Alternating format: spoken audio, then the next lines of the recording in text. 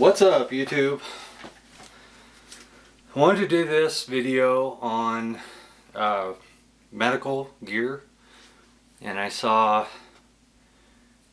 seen a couple of videos lately talking about the gear and how to use it. Sorry the light in here sucks, but anyway, we all, or should, I personally do, train with my pistols and my rifles and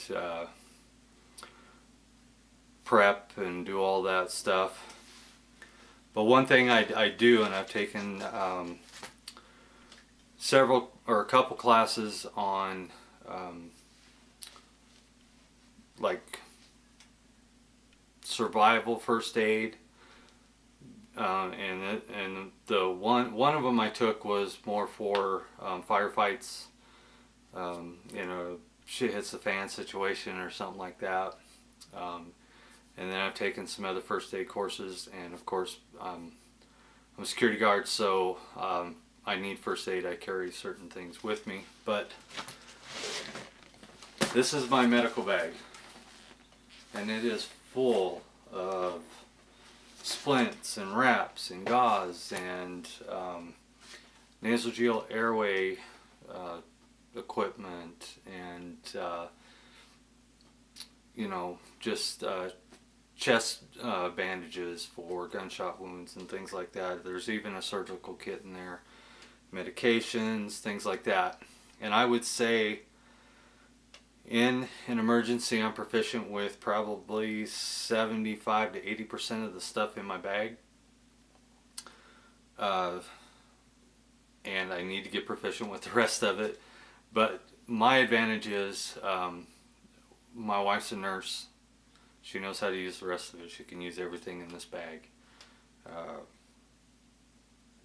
So I'm pretty set that way, but I do have done training for how to treat wounds, gunshot wounds in the extremities, gunshot wounds in the chest cavity, what to pack, what not to pack, how to do the airway stuff.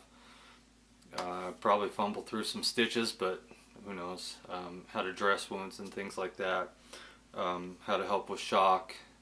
So, I mean, a lot of people, you do all the gun training, you do all the practice, but do you do the medical side of that?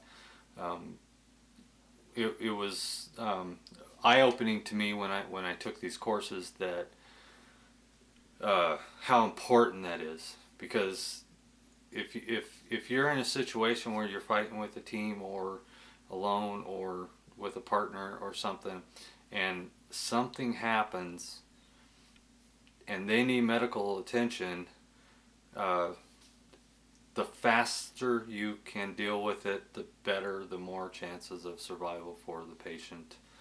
And even if you are the patient, if you're carrying your IFAK with you, make sure the person you're with knows how to use that equipment that's in there, is familiar with what's in there. It's good to have your IFAK set up to where they're identical to everybody else in your group.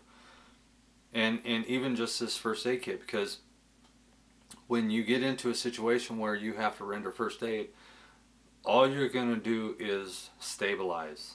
You need to stabilize.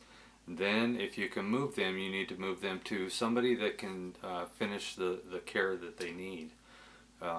You are not going to be able to do that in the field, at the range, in a natural disaster. But you need to be able to do as much as you can for the injured party to increase their odds of recovering and surviving. So get the training. It doesn't have, I mean, the training I did, all I did was pay for my equipment. I had a med tech, EMT, do the class. We did it under simulated gunfire, learned how to, there's all kinds of things you need to learn how to do, but even just the basics to stop bleeding and help stabilize, and then hopefully potentially move that person to somewhere where they can get more care. But in the field, you're it. I mean, would you want to go out hunting with somebody that doesn't know how to dress a wound, or splint a broken leg or an arm, or treat a gunshot wound, you know, due to an accidental gunshot? It happens. So, you know, the people I go hunting with know all this stuff, and I'm one of them. At least I know how to get help, and I know how to help.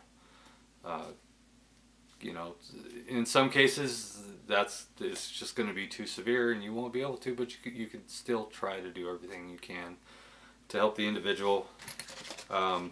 This pack may seem overkill, and I won't go into everything in here because there is a ton of stuff in here. There's duplicates of just about everything, but I have it. In a natural disaster, I am prepared with this bag to render all kinds of services to somebody that might be injured. So just to stress the importance of having a little bit of training, the more the better, and knowing how to use the equipment that you're putting back for your preps or in your medical kits. Great, you have it. If you don't know how to use it, hopefully there's somebody around that does, but you shouldn't rely on that. You're the person that will be using this gear. That should be your mindset.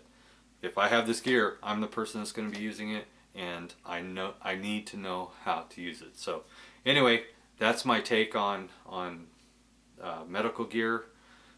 Just get as much training as you can, read as much as you can, absorb all that, you know, as much medical knowledge as you can, even if it's wilderness first aid, general first aid, CPR, anything like that helps. You know, don't focus all your time on the firearms training without at least focusing some attention on the medical side of it. So thanks for watching. Please rate, comment, subscribe. We'll see you.